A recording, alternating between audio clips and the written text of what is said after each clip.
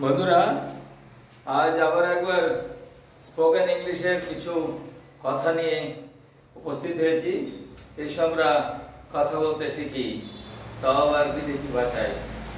এই কথা বলার শিক্ষণের কিছু সহজ সহজ উপকরণ তোমার সামনে তুলে ধরছি, যেগুলো এই ব্ল্যাকবোর্ডে লেখা রয়েছে। আমি লিখেছি স্পোকেন ইংলিশ, আর সেই স্পোকেন ইংলিশের জন্য কিছু কথা।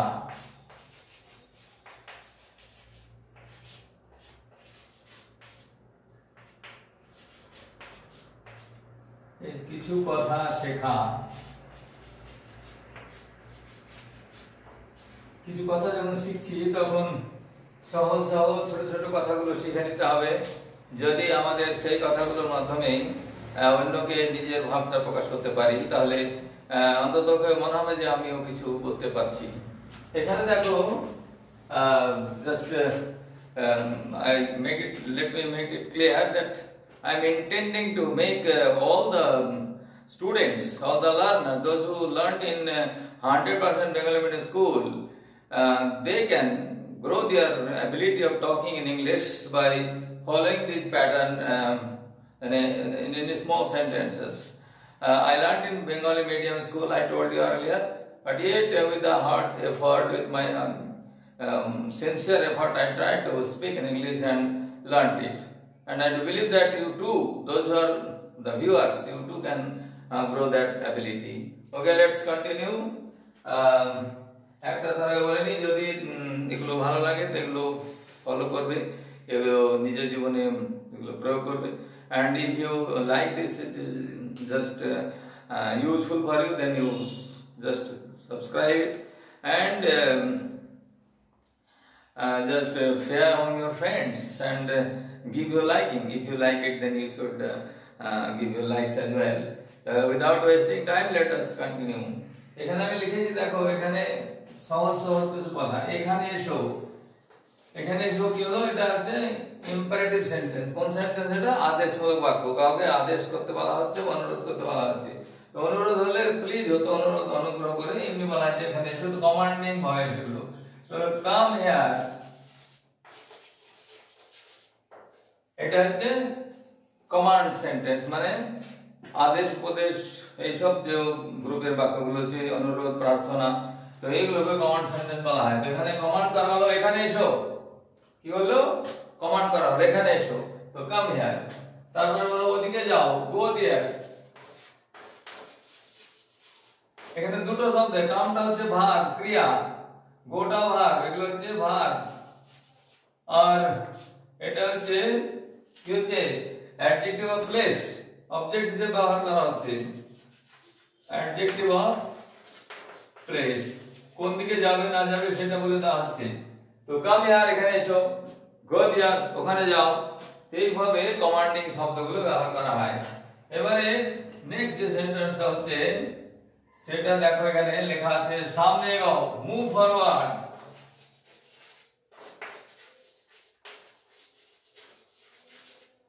ফরওয়ার্ড মানে আগে, মুভ মানে এগিয়ে যাওয়া। মুভটা ভার, মুভ ফরওয়ার্ড, সামনে এগো। তারপরে এখানে পিছনে সরো, সরে আসাটা মুভি হচ্ছে, মুভ ব্যাক। ইংরেজিতে যেমন পিছন আগে আছে বলে ইংরেজিও এটা মানে বাংলাতে পিছনের দিকে আছে, প্রথমে আছে বলে এখানেও বাংলাটা ইংরেজি এখানে লিখতে একটা নয়, ভার্বটা আগে লিখতে হবে। কমান্ড সেন্টেন্সের ক্রিয়াটা আগে আছে, ভার্বটা আগে আছে। এখানে ক্রিয়াটা হলো মুভ করা। এমনি করে এখানে আছে মুভ করলে, এখানে তো মুভ যখন করছে, কোথায় মুভ করবে? পিছনের দিকে মুভ করবে। এই যে পিছনের দিকে মুভ করছে, এই মুভটা মুভ ফরওয়ার্ড, এখানে গিয়ে যাও, মুভ ফরওয়ার্ড, এখানে মুভ করলো। তো তেমনি পিছনে গিয়ে আসার এখানে আছে, দাঁড়িয়ে পিছনে গিয়ে যাও। এই যে মুভটা করা, এই মুভ ভার্বটা আগে আসবে, বোঝা গেল?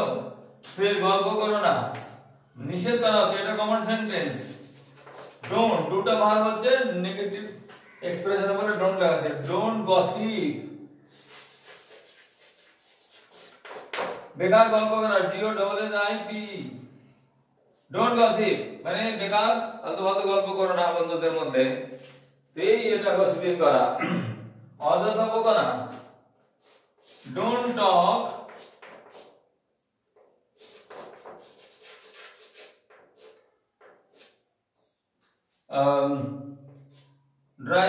অযথা মানে ইউজলেস। ডোন্ট টক ইউজলেসলি, বেকার বকো না, অযথা বকো না। তো এইখানে এটাও কমন সেন্টেন্স, এখানে দুটা ভাগ হলো, দুটা হলো ভাগ। আর এই ভাগটা প্রয়োগ করা হয়েছে এটা কাউকে নেগেটিভ কমান্ড দেওয়ার জন্য, মানে করবে না, এটা করো না এইভাবে। এবার আরেকটা উপদেশ দেওয়া হচ্ছে, ভদ্রভাবে কথা বলো, টক জেন্টলি।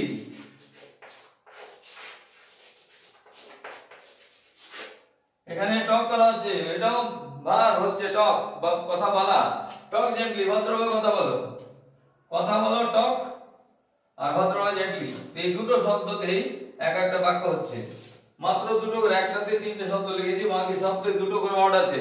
এই দুটো ওয়ার্ড অথবা একটা ওয়ার্ডেও এই ধরনের বাক্য প্রয়োগ করা হয়, এগুলোকে কমন সেন্টেন্স বলা হয়। মিন্স বলতে বলা হয় গো মানে যাও, ইউটা এখানে সাইলেন্ট থাকে।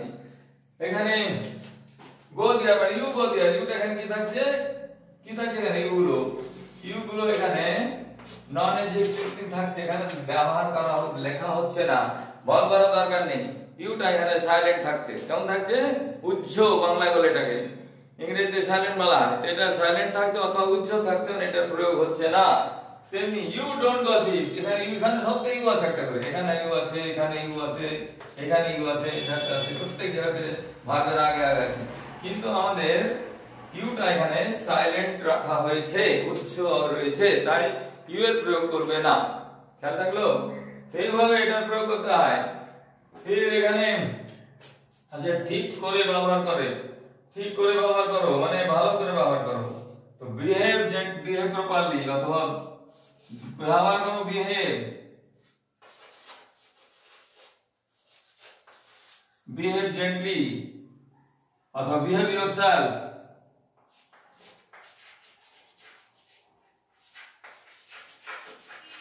তোমার ব্যবহারটা ভালো না, তুমি যেমন নিজের সঙ্গে ব্যবহার করতে চাও লোকের সঙ্গে তাই ব্যবহার করো, এটাই ঠিক করে ব্যবহার করা।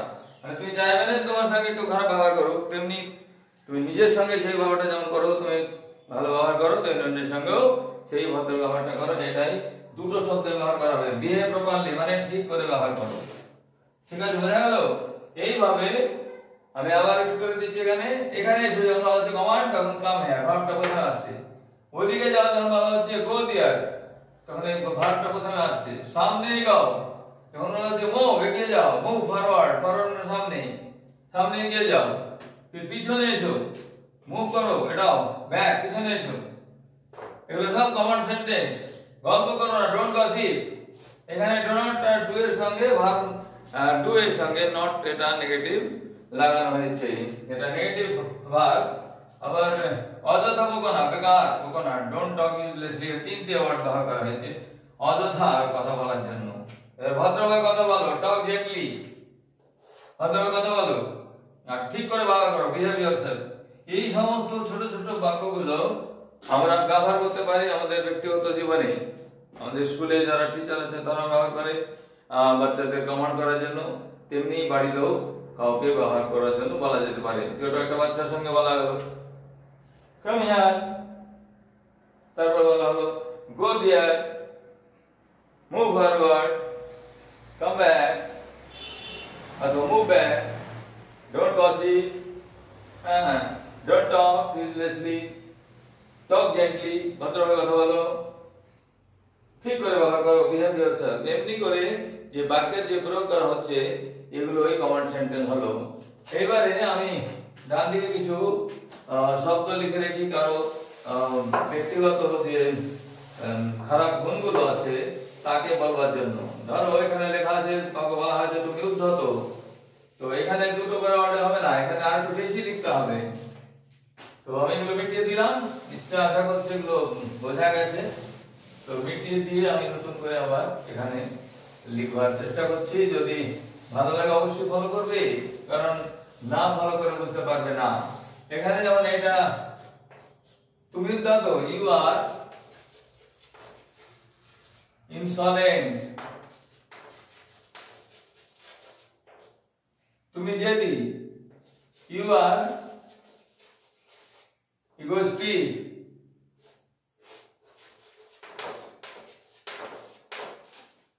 আর তুমি যদি বলো সে জেদি, তো হি ইজ ইগোস্টিক হয়ে যায় তখন। ইগোইস্টিক মানে জেদি, ইনসলেন্ট মানে উদ্ধত। এখানে যে মেন অ্যাডজেক্টিভ গুলো ব্যবহার করে কি বলা হয়, এগুলোকে অ্যাডজেক্টিভ বলা হচ্ছে। কি বলা হচ্ছে? অ্যাডজেক্টিভ মানে বিশেষণ, কারো অপগুণ বা ভালো গুণগুলো তুলে ধরা হচ্ছে। অপগুণ হচ্ছে সে উদ্ধত বা সে জেদি, এরকম করে সেন্টেন্সে প্রয়োগ করা হবে। কিন্তু এখানে ইউ এর প্রয়োগ হবে, এখানে বিনা ইউ এর প্রয়োগ করা যাবে না। সেজন্য ওখানে যেমন ইউ লাগলো না, ওখানে সাইলেন্ট থাকবে, এখানে ইউ গুলো কি থাকবে? অ্যাক্টিভ থাকবে, ডরমেন্ট থাকবে না। এবারে তোমার কাণ্ডজ্ঞান নেই, you don't have common sense,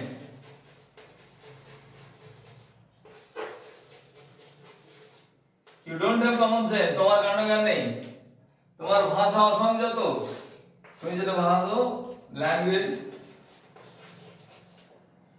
you have rustic language,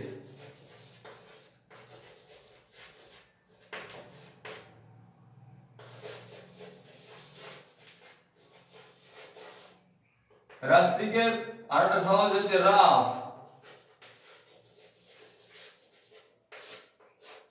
হ্যাঁ, রাফ ল্যাঙ্গুয়েজ, তোমার ল্যাঙ্গুয়েজটা রাফ হচ্ছে, অথবা রাস্টিক হচ্ছে গামার, গেও টাইপের অভদ্র ব্যবহার। তো এইভাবে এই ব্যবহারগুলো করা হবে। ইউ কিন্তু সব জায়গায় লাগানো হচ্ছে, মনে রাখতে হবে। এখানে ইউটা সাবজেক্ট হচ্ছে, আর সেই সাবজেক্টটাকে বলতেই হবে। ওই আগের কমান্ড সেন্টেন্সের মতো বলা হবে না, কারণ এগুলো অ্যাসার্টিভ সেন্টেন্স। কি সেন্টেন্স এগুলো? অ্যাসার্টিভ। অ্যাসার্টিভ সেন্টেন্সে কমসে কম একটা সাবজেক্ট থাকবে, একটা কি থাকবে? ভার্ব থাকবে। এখানে সাবজেক্ট হলো ইউ আর ভার্ব হলো আর। আর ইনসলেন্ট অবজেক্টের মতো এটা হচ্ছে, কিন্তু এটা আসলে অবজেক্ট অ্যাডজেক্ট হিসেবে ব্যবহার করা হয়েছে অবজেক্টগুলোকে। আমরা আগেরটা বলছি এবারে। তোমার ভাষা আছে, তারপর তোমার শিষ্টাচার নেই, ইউ don't have etiquette,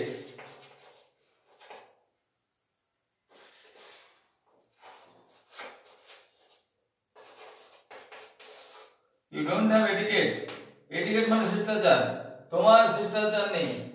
এইগুলো যেগুলো কারো ব্যক্তিগত যদি ত্রুটি রয়েছে আচরণের দিক থেকে, সেই আচরণের ত্রুটিগুলোকে শুধরে দেওয়ার জন্য আমরা এই ধরনের বাক্য ব্যবহার করতে পারি। তো এবার এখানে বলে দিচ্ছি, যেমন এখানে বলা হয়েছে তুমি উদ্ধত, কাউকে বলা হলো ইউ আর ইনসলেন্ট। হ্যাঁ, এখানে বলা আছে I N S O N N T, insolent মানে উদ্ধত। তুমি যদি ইউ আর ইগোইস্টিক, তোমার ইগোটা অনেক বেশি, স্টাবার্ন। ইগোইস্টিকের আর ওয়ার্ড কঠিন ওয়ার্ড হচ্ছে স্টাবার্ন, ওটা বুঝতে হবে না, ঠিক আছে? তো তুমি তোমার কাণ্ডজ্ঞান নেই, you don't have common sense, এটা কাণ্ডজ্ঞানের প্রমাণ যে তুমি সবকিছু ভেবে চিন্তে ঠিক করে করতে পারো। আর ইউ হ্যাভ রাস্টিক ল্যাঙ্গুয়েজ, তোমার ভাষা অসংযত, মানে সংযত ব্যবহার নয়, গ্রামের গেও বহুতের মতো ব্যবহার, তো এটা রাস্টিক ল্যাঙ্গুয়েজ বলা হচ্ছে। আর লাস্টে লিখেছি তোমার শিষ্টাচার নেই, ইউ ডোন্ট হ্যাভ এটিকেট, তোমার শিষ্টাচার। এটিকেট হচ্ছে মানুষের বড়দের সঙ্গে যেমন সম্মান বজায় রেখে ব্যবহার করা, সম্মান সূচক শব্দ ব্যবহার করা, অথবা সম্ভ্রমের সঙ্গে কথা বলা, তাকে বলে শিষ্টাচার। তো কাউকে সম্মান করা বা তার সঙ্গে ভদ্রভাবে কথা বলাটা হচ্ছে শিষ্টাচারের লক্ষণ, সেটাকে ইংরেজিতে এটিকেট বলে। তো আমরা তোমার এটিকেট নেই বলে ওকে সমালোচনা যখন করা হচ্ছে, তখন এটাকে এইভাবে ব্যবহার করা হবে। তো আমি কয়েকটা বাক্য দিয়ে চেষ্টা করলাম যে তোমাদের যে আগ্রহ ইংরেজি শেখার, সেই আগ্রহটাকে যাতে আমি ইগনাইট করতে পারি। যদি সেটা ইগনাইটেড হয়ে তোমরা আরো বেশি উৎসাহিত হও, যদি তোমরা ভালোভাবে এটা শিখতে চাও, তো নিশ্চিতভাবে তোমাদের ইংলিশের কমান্ড বেড়ে যাবে। You will grow your command in English and you will be more confident to express your ideas boldly enough and perfectly enough without having any flaw. And when you will speak flawlessly, you will have your flawless characteristic feature as a very confident person. আমি আশা করব তোমাদের এগুলো যদি ভালো লেগে থাকে তো এটা শেয়ার করবে, লাইক করে দেবে, এবং আমার সঙ্গে জুড়ে থাকার জন্য অবশ্যই বেল আইকনটা প্রেস করে সাবস্ক্রাইব করে দেবে। আমার যত ফলোয়ার বাড়বে, যত হবে, তাতে সেক্ষেত্রে আমি ফাইন্যান্সিয়াল গেনের কথা ভাবছি না, তাতে কি হবে, অনেক লোকের সঙ্গে আমার সম্পর্ক গড়ে উঠবে। তারা জানবে যে মিস্টার সেদুর রহমান স্যার নামের কোনো ব্যক্তি ছিল যে মানুষের সঙ্গে জুড়ে থাকতে চাইতো। যদি তোমাদের পছন্দ হয় এই জুড়ে থাকার চেষ্টাটা, without irrespective of caste, creed, religion, sect and sex, you can communicate with me because I am a man of all universal characteristic feature. I love all. Thank you.